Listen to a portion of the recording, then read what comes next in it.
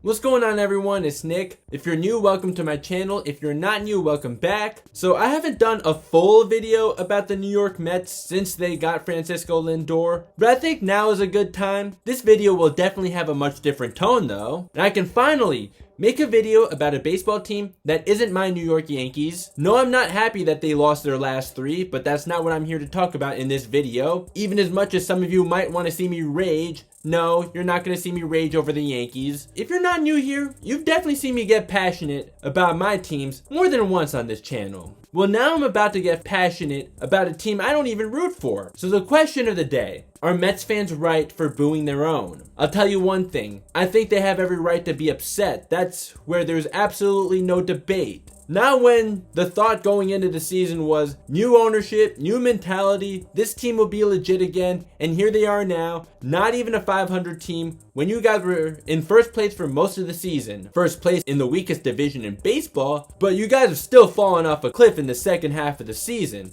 And I'll admit, I fell for the hype too for the Mets going into this season. And wow, was I wrong about them? I probably should have known don't ever bet on the Mets. So, are Mets fans right for booing their own? Based on the thumbnail, you can probably see where this is going, but I'm about to dive deeper into that. So, if you like what you're seeing so far, if you could please consider liking this video. It only takes 1 second, makes a huge difference. If you could please consider subscribing and hitting the notification bell if you're new, that'd be much appreciated as I'm on the road to 700 subscribers. Links to my social media are in the description. I'll follow you back if you follow me. So, Mets fans have been through hell for as long as I remember. But Javi Bias, you've been a Met for 3 weeks? Francisco Lindor, you've been there for just a little over half a season. Not to mention that big extension you signed with the Mets after getting traded before even playing a single game for them. And you've let them down. And you want to challenge the fans? Please. The fans who've been there much longer than you guys have, and you want to tell these guys how to root for their team.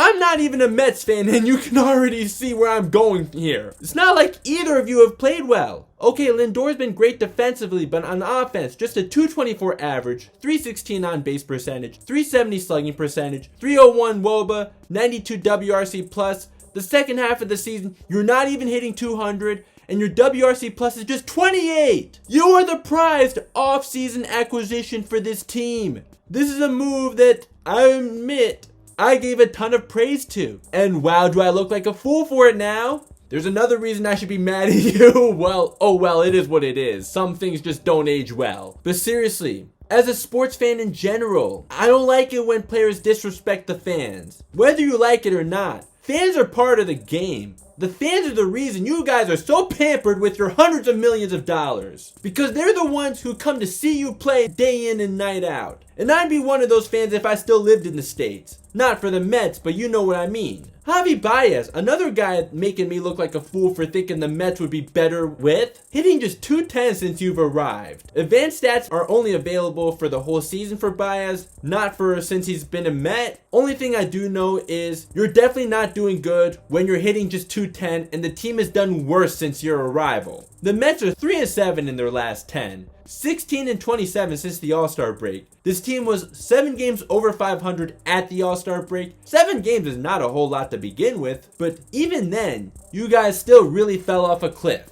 I understand Jacob deGrom's injury has been part of the problem. It does feel like this team is cursed. You guys have the best pitcher in baseball. For years, he never got the run support that he needed. When he finally does, he's 7-2 on the season, and now he's on the 60-day IL. Ironically enough, he's 7-2 in a year the Mets are second to last in runs scored, and key players like Jeff McNeil and Michael Conforto are severely underperforming. But for deGrom's injury, Mets fan or not, just as a baseball fan, I find it hard not to sympathize. Javi Bias and Francisco Lindor want to know how to go about getting booed? It's pretty simple. Play better. Don't be petty about it when you guys are underperforming. You have no right to be petty. One thing about New York fans you better start understanding now, since you obviously don't understand it yet, is that New York fans are very passionate about their teams. Yeah, we may all root for different teams, but one thing that we all have in common is we're passionate and we hate losing. So you better start figuring that out right now before you start whining and being petty about the fans being mean to you because you're underperforming. So to answer the question about whether fans are right to be booing, you guys probably already guessed the answer based on what I've already said. Yes, the fans are right.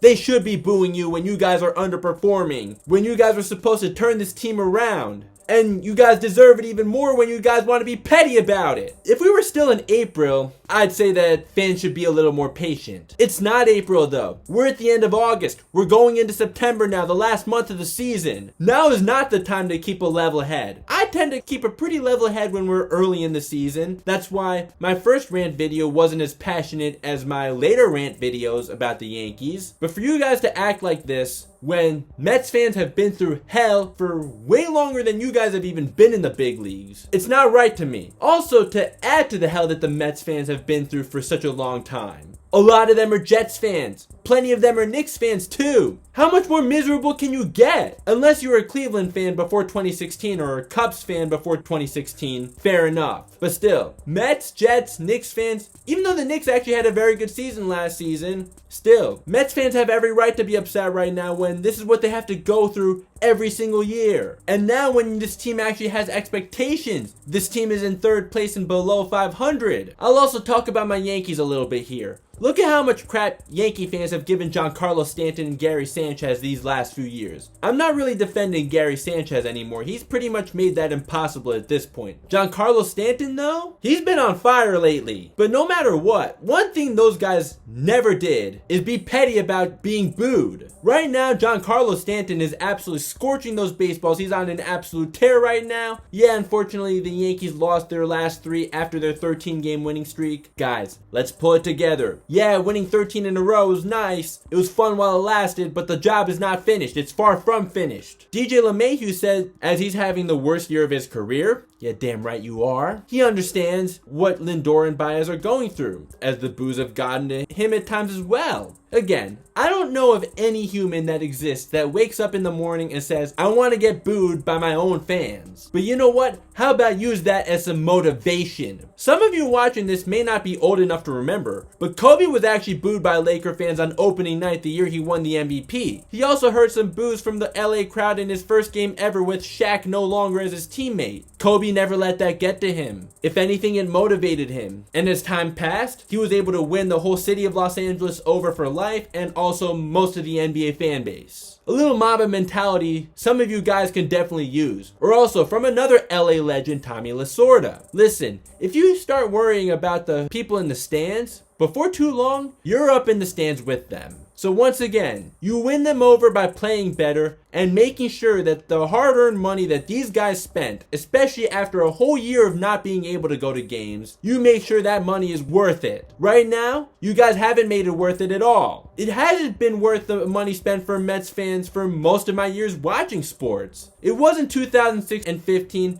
I guess a little bit in 2016. At least you guys were a wild card team that year. But that's about it. So stop being petty. Start playing better. Simple as that. Thank you so much for watching. Hope you guys liked the video. If you did, if you can leave a thumbs up, please, that'd be much appreciated. If you can please consider subscribing and hitting the notification bell, that'd be much appreciated as well. Follow me on social media. Links are in the description. I'll follow you back. This is a sports channel, not just a baseball channel for those who are watching me for the first time. So here's a video I did on athletes that bet on themselves and lost. If you want to check that out, that'd be much appreciated. A video I spent a lot of time on, and also my entire baseball playlist. If you want to check that out, that'd be much appreciated as well. So that'll do it for now. Thank you so much for watching. Signing off. Talk to you next time. Peace.